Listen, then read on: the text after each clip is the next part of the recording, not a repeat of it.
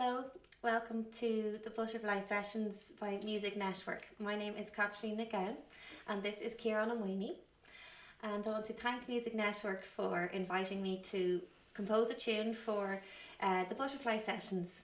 So I wanted to write a piece that reflected how I'm feeling at the minute with all of this going on, and I think how a lot of us are feeling at the minute.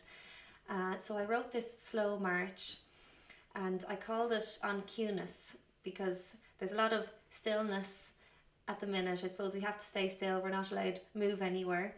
But there's also a lot of uncertainty and lonesomeness for when we can't see our family and friends.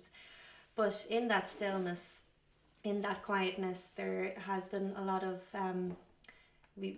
nature is thriving, creativity is thriving, and lots of good things are coming as well. So lots of good times as well. So I hope you can feel what I felt when I was writing this tune now.